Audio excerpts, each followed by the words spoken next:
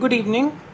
In today's class, we'll be talking about an optional question of the NCERT class 10, which is to find the first negative term of an AP. Alright. Now, when I talk about an AP, which is an arithmetic progression, or any question based on an arithmetic progression, there are two things which I need to do first.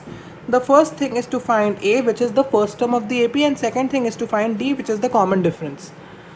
After this, I have two formulas of the nth term, which is called an, which is equal to a plus n minus 1 d, or we have the formula of the sum of n terms, which is sn, which is equal to n by 2 2a plus n minus 1 d.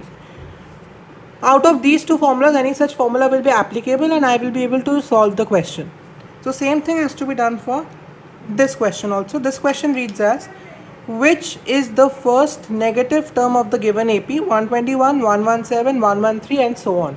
So I have to find the term which is the first negative term of the AP. That means let me consider that term to be an. Okay, so let it be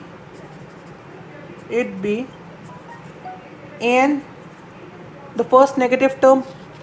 For this given AP, I have A is equal to 121, the first term, and what is D? Difference of second and first, 117 minus 121, which is minus 4. Now I have considered it to be an the term, so I will use this formula because this is a formula for using the term and this is the formula for sum. I will use the formula for finding the term, the an. And if I say a negative term, the first negative term will always be less than 0.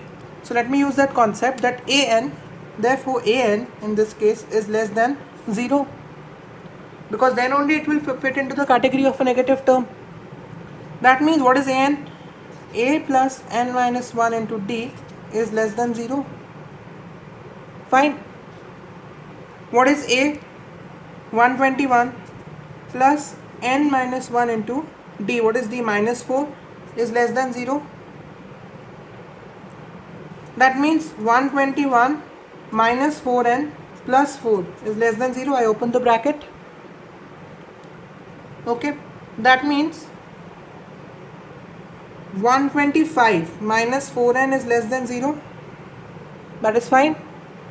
That means 125 is less than 4n. I transpose the 4n from here to here. So 125 becomes less than 4n. Now let me get the formula for n. If I take the formula for n, 125 is less than 4n. So n will be therefore greater than 125 upon 4. Because I am dividing it here, so the inequality will change and n will be becoming greater than 125 upon 4. What is 125 upon 4? If I divide it, I will get it as 31.25. So n will be greater than 31.25. And a term is always a whole number, so I will be taking the whole number in this case also. So what is the next whole number to 31.25? The next whole number is 32. So n is equal to 32. So the 32nd term is the first negative term. Fine. The 32nd term is the first negative term. Now suppose they ask you to evaluate this term. So 32nd term means A plus 31D. That means 121 plus 31 into minus 4. That means 121 plus 31 into minus 4. So now multiply 31 and minus 4. And if you multiply 31 and minus 4, we get the value 124. So 121 minus 124, which is minus 3. So the first negative term of this AP is minus 3.